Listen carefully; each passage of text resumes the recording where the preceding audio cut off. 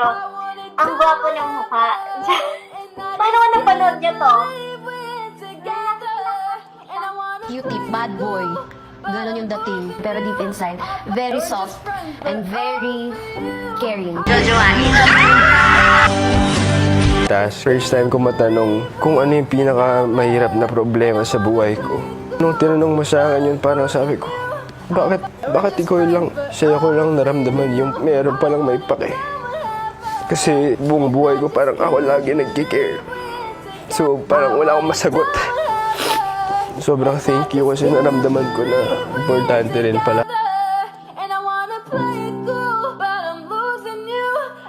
We're just friends, but all for you.